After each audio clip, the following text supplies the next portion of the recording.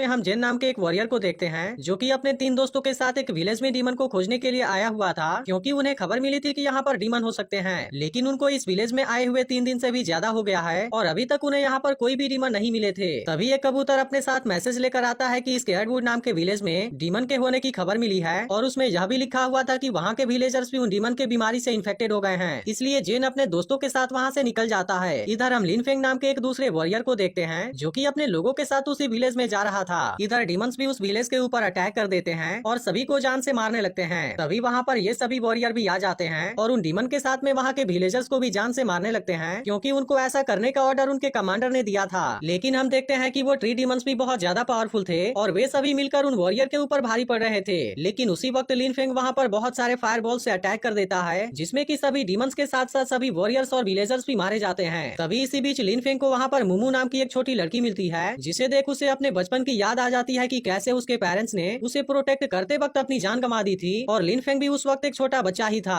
तभी वहाँ पर एक और वॉरियर आकर मुमू के ऊपर अटैक कर देता है, लेकिन लिनफेंग उसे बचा लेता है। तभी वहाँ पर जेन भी अपने दोस्तों के साथ में आ जाता है और वो लिनफेंग को उस वॉरियर को मारता हुआ देख लेता है। अगले सीन में हम यिंग डिपार्टमेंट के हॉल को देखते हैं, जहाँ पर जेन कमांडर से स्केयर्डवुड विलेज को इन्वेस्टिगेशन करने का ऑर्डर मांग रहा था, लेकिन कमांडर उसे यह काम करने से मना कर देता है। तभी लिनफेंग भी वहाँ पर आ जाता है, जिसको अकेला देख कमांडर उसके बाकी लोगों के बारे में पूछता है, जिस पर लिनफेंग बताता है कि वे सभी डीमंस के साथ फाइट करते वक्त मारे गए। लेकिन जेन कमांडर को बता देता है कि लिनफेंग ने आखिरी बचे हुए कमांडर को खुद मार दिया था और वो लिनफेंग को वॉरियर के पोजीशन से हटाने की भी बात करता है, जिस पर लिनफेंग कहने लगता है कि मेरा वो साथी भी इन्फेक्टेड हो गया था, जिसके वजह से मुझे उसे मारना पड़ा। तभी वहाँ पर एक और वॉरियर आकर कहता है कि मैंने पूरे स्केयर्डवुड विलेज को चेक कर लिया है, जहाँ पर एक भी इन्फेक्टेड लोग जिंदा नहीं बचे हैं और लिनफेंग ने जिस वॉरियर को मारा था वो भी बीमारी से इन्फेक्टेड हो गया था। लेकिन जेन कमांडर को समझाने की कोशिश करता है कि लिनफेंग ने उस वॉरियर को जानबूझकर मारा था, फिर भी कमांडर उसकी बात नहीं सुनता और अपने लोगों से उसे वहाँ से लेकर जाने के लिए कहता है। अब लिनफेंग के सभी वॉरियर्स को मारने वाली बात पूरे डिपार्टमेंट में फैल गई थी और कुछ वॉरियर्स आपस में ये भी बात करने लगते हैं कि हमें लिनफेंग को डिपार्टमेंट से बाहर निकाल देना चाहिए। यह सब सुनकर लिनफेंग को बहुत गुस्सा आता है, लेकिन उसका दोस्त लुइन उसे गुस्सा करने से मना करता है। इसके बाद वे दोनों लुइन के घर पर आ जाते हैं, जहाँ पर उसकी बहन लुतोंग होती है और वो लिनफेंग को बहुत ज्यादा पसंद करती थी। इसके बाद तीनों वहाँ पर बैठकर खाना खाने लगते हैं और आज लिनफेंग का बर्थडे भी होता है, इसलिए लिनफेंग का दोस्त उसे एक मिस्टीरियस स्वॉर्ड गिफ्ट करता है, जिसके ऊपर एंशिएंट लैंग्वेज में कुछ लिखा हुआ था। लिनफेंग यह गिफ्ट पाकर थोड़ा सा इमोशनल हो जाता है, क्योंकि जब वो छोटा था तो गोंगसू फैमिली ने उसके टैंग सेक्ट को बर्बाद करके उसके पेरेंट्स को भी मार दिया था, जिसके बाद से वो लुतोंग और अपने दोस्त को ही अपनी फैमिली मानता है। फिर हम गोंगसू फैमिली के मास्टर को देखते हैं, जिसने एक बहुत बड़े पपेट को बनाया था, लेकिन उस पपेट को चालू करने के लिए उसे एक सीक्रेट ओरिजिन तकनीक की जरूरत थी। तभी जोया नाम की लड़की उस मास्टर को बताती है कि 10 साल पहले एक गद्दार उस सीक्रेट मेथड को गोंगसू फैमिली से चोरी करके भाग गया था और खबर मिली है कि वो अब डीमन हंटिंग ग्रुप का एक मेंबर है, जिसके बारे में सुनकर वह मास्टर एक इविल स्माइल देता है। इधर हम लिनफेंग और लुइन को देखते हैं, जिन्होंने बहुत ज्यादा ड्रिंक कर लिया था। तभी वहाँ कमांडर के आदमी लुइन को लेने के लिए आते हैं और लुइन नशे के हालत में ही कमांडर के पास चला जाता है, इसलिए लिनफेंग भी अपने एक डिवाइस को उसके पीछे भेज देता है। फिर हम देखते हैं कि कमांडर को सीक्रेट तकनीक का एक पार्ट मिल गया था और वो उस तकनीक को लुइन को देकर उसे गोंगसू फैमिली में जाने के लिए कहता है। इसके बाद कमांडर लिनफेंग को अंदर बुलाता है, क्योंकि उसने उसके सीक्रेट डिवाइस को देख लिया था। वो लिनफेंग से कहता है कि तुम्हें याद है ना कि तुम्हारे साथ 12 साल पहले क्या हुआ था, क्योंकि उस वक्त मैंने ही तुम्हें रहने के लिए जगह दिया था, इसलिए तुम हमारे खिलाफ जाने की कभी भी मत सोचना, क्योंकि असल में 12 साल पहले जब गोंगसू फैमिली के मशीनरी रोबोट ने हमला करके उसके पूरे सेक्ट को बर्बाद कर दिया था और उन्होंने लिनफेंग के आंखों के सामने ही उसके फादर और मदर को भी मार दिया था, लेकिन उसके फादर ने मरने से पहले लिनफेंग को 3 छोटे बॉक्स दिए थे। अब कमांडर लिनफेंग से कहता है कि उसी सीक्रेट तकनीक के दूसरे हिस्से को पाने के लिए गोंगसू फैमिली ने तुम्हारे सेक्ट के ऊपर हमला किया था, लेकिन उस स्क्रॉल का दूसरा हिस्सा हमारे किसी डीमन हंटिंग ग्रुप के मेंबर के पास में है। तब लिनफेंग कमांडर से पूछता है कि अगर वो तकनीक पूरी नहीं थी, फिर आपने आधी स्क्रॉल को गोंगसू फैमिली में लेकर जाने के लिए क्यों बोला, जिस पर कमांडर बताता है कि लुइन हमारे हंटिंग ग्रुप में तुम्हारे सेक्ट के बर्बाद होने से ठीक 7 दिन पहले ही ज्वाइन हुआ था, इसलिए मुझे शक है कि वही गोंगसू फैमिली का गद्दार है। यह सुनकर लिनफेंग कहता है कि लुइन तो मशीनरी के बारे में कुछ भी नहीं जानता, फिर वो गोंगसू फैमिली से कैसे बिलोंग कर सकता है। तब कमांडर कहता है कि हम इस बात का पता लगाने के लिए लुइन का टेस्ट लेंगे और फिर वो लिनफेंग से बताता है कि अगर लुइन जंगल के राइट साइड में गया तो इसका मतलब होगा कि वही गद्दार है और इसके बाद तुम उसको मार देना, लेकिन अगर वो लेफ्ट साइड में गया तो तुम भी उसके साथ में जाना, क्योंकि मुझे गोंगसू के ऊपर भी शक है कि वो सील के साथ में छेड़खानी करने वाला है, क्योंकि अभी कुछ दिन पहले स्पिरिचुअल सील का गायब होना और अचानक से गोंगसू का लुबन स्क्रॉल का मांगना दोनों में कहीं न कहीं कनेक्शन लगता है। इसके बाद अगले सीन में हम लुइन को देखते हैं, जो कि लेफ्ट साइड की तरफ चला जाता है, इसलिए लिनफेंग उसके पास आकर उस स्क्रॉल को देखने लगता है, जिसके बाद वो लुइन से कहता है कि मैं भी तुम्हारे साथ में चलूंगा। इसके बाद वे दोनों ही गोंगसू फैमिली में आ जाते हैं, जहाँ पर वही छोटी लड़की मुमू उनका वेलकम करने के लिए आती है। फिर फिर लिन फेंग उस छोटी लड़की को एक सुनसान जगह पर लाकर उसे पूछताछ करने लगता है, जहाँ मुमू उसे बताती है कि उसके पास में स्पिरिचुअल सीड को खोजने की स्पेशल एबिलिटी है, इसीलिए गोंगसू ने उसे अपना गुलाम बनाकर उसकी मदद से उन स्पिरिचुअल सीड को खोज लिया। लेकिन मुमू को गोंगसू के पपेट वाले प्लान के बारे में बिल्कुल भी अंदाजा नहीं होता और उसे लग रहा था कि गोंगसू उस सीड की हेल्प से लोगों की मदद करेगा। इधर लुइन अकेले ही गोंगसू फैमिली के मेन हॉल में आ गया था और इसका असली नाम गोंगसू यिन होता है, जो कि पहले गोंगसू फैमिली का ही मेंबर था। तभी लुइन गोंगसू के ऊपर अटैक करके उसे मार देता है, लेकिन असल में वो गोंगसू का एक रोबोट होता है। वहीं दूसरी तरफ लिन फेंग रूम बदलकर मुमू के साथ उसके पपेट वाले जगह पर आ गया था। तभी वहाँ पर गोंगसू भी आ जाता है, जिसको देख लिन फेंग उसके ऊपर अटैक करने की कोशिश करता है, लेकिन गोंगसू अपने मशीन की हेल्प से उसके अटैक को रोक देता है। जिसके बाद लिन फेंग कहने लगता है कि आज मैं तुमसे अपने सेक्ट और पेरेंट्स के मौत का बदला लेकर रहूंगा,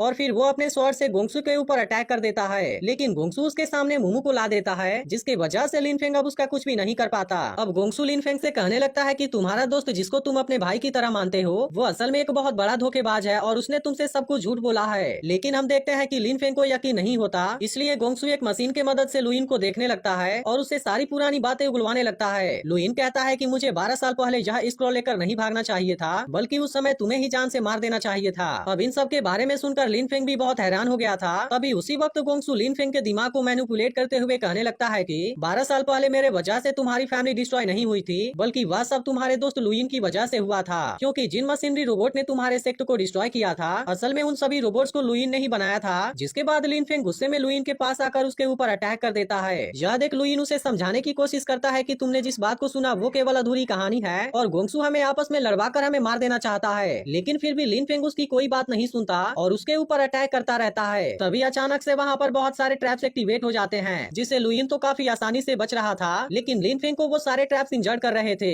इसलिए लुइन लिन फेंग को उस ट्रैप से बचने का तरीका बताता है, जिससे कि लिन फेंग भी उन ट्रैप से खुद को बचाने लगता है। तभी इसी बीच उसे एक पिलर आकर लगने वाला होता है, लेकिन लुइन उसे धक्का देकर खुद उसके सामने आ जाता है और इसकी वजह से वह बहुत इंजर्ड हो गया था। इधर गोंगसू उन ट्रैप्स को एक मशीन के मदद से कंट्रोल कर रहा था। तभी जोया उसके पास आकर कहती है कि अगर तुमने इन दोनों को मार दिया, फिर हमें सीक्रेट तकनीक का दूसरा हिस्सा कभी भी नहीं मिल पाएगा। तभी इसी बीच मुमू भी उसके कैद से भाग जाती है, इसलिए जोया उसको पकड़ने के लिए जाती है। इधर लिन फेंग के ऊपर गोंगसू का रोबोट अटैक कर देता है, लेकिन लुइन लिन फेंग को हटाकर उसके सामने आ जाता है और इसकी वजह से वो फिर से बुरी तरह जख्मी हो जाता है। तभी लुइन को देख लिन फेंग को याद आ जाता है कि 12 साल पहले उसी ने उसकी जान बचाई थी। तभी इसी बीच मुमू एक सीक्रेट रास्ते से आकर उन दोनों को वहाँ से लेकर एक जंगल में जाती है, जहाँ रास्ते में लुइन लिन फेंग को पास्ट की पूरी कहानी बताने लगता है। वो बताता है कि लुइन और लिन फेंग के फादर बहुत अच्छे दोस्त हुआ करते थे, और जब लिन फेंग के फादर को पता चला कि गोंगसू उस सीक्रेट मेथड के पीछे पड़ा हुआ है, तब उन्होंने लुइन से उस स्क्रॉल की हिफाजत करने के लिए कहा था, जिसके वजह से लुइन उस स्क्रॉल को लेकर डीमन हंटिंग ग्रुप में आ गया। लेकिन उस वक्त वहाँ की कमांडर एक लेडी थी, जिसने की उसकी आइडेंटिटी को बदलकर वहाँ पर रहने की परमिशन दे दी थी। लेकिन फिर कुछ दिनों के बाद गोंगसू फैमिली ने टैंक सेक्ट पर अटैक करके सब कुछ बर्बाद कर दिया। इसके बाद कहानी प्रेजेंट में आती है, जहाँ लिन फेंग लुइन को शांत हो जाने के लिए कहता है, क्योंकि बोलने से उसकी बॉडी से ब्लड तेजी से निकल रहा था। तभी मुमू एक बोट को लेने के लिए चली जाती है, इसलिए लुइन लिन फेंग के कान में उस मेथड के दूसरे हिस्से के लोकेशन को बता देता है। इसके बाद लिन फेंग बोट को किनारे पर लाने लगता है, लेकिन अब केवल इतने देर में ही लुइन की मौत हो जाती है, जिसकी वजह से लिन फेंग बहुत ही ज्यादा उदास हो गया था और उसे लुइन के साथ में बिताए हुए पल भी याद आने लगते हैं। तभी उसी वक्त वहाँ पर दो वॉरियर आते हैं, जिनको की कमांडर ने लुइन और लिन फेंग पर नजर रखने के लिए कहा था। वे लिन फेंग से उस सीक्रेट मेथड के दूसरे पार्ट के लोकेशन के बारे में पूछते हैं, लेकिन लिन फेंग इसके बारे में उन्हें कुछ भी नहीं बताता है। अब इसकी वजह से वे दोनों वॉरियर लिन फेंग के ऊपर अटैक कर देते हैं, जिसके बाद लिन फेंग भी उन दोनों के साथ में फाइट करने लगता है। तभी वहाँ पर गोंगसू के आदमी भी आ जाते हैं, जिसको देख वे तीनों लुइन की बॉडी को लेकर वहाँ से भाग जाते हैं, लेकिन लुइन की सिस्टर पहले ही वहाँ मौजूद थी और वो अपने भाई की डेड बॉडी को देख रोने लगती है, जिसके बाद वे सभी मिलकर उसके बॉडी का अंतिम संस्कार कर देते हैं। इसी के साथ लुतोंग लिन फेंग को उस मेथड का दूसरा हिस्सा भी दे देती है, जिसको लेकर लिन फेंग रोते हुए रूम के अंदर आ जाता है, जहाँ पर लुतोंग उसको अपने बातों में फंसाकर उस मेथड को जला देती है, क्योंकि असल में वो लुतोंग नहीं बल्कि मुमू होती है। तभी वहाँ पर असली लुतोंग भी आ जाती है और उसे देख मुमू वहाँ से भागने लगती है, लेकिन वे सभी मिलकर उसको रोकते हुए ऐसा करने की वजह पूछने लगते हैं, जिस पर मुमू अपने असली रूप में आते हुए कहती है कि इस मेथड के कारण पूरी दुनिया खतरे में आ सकती थी,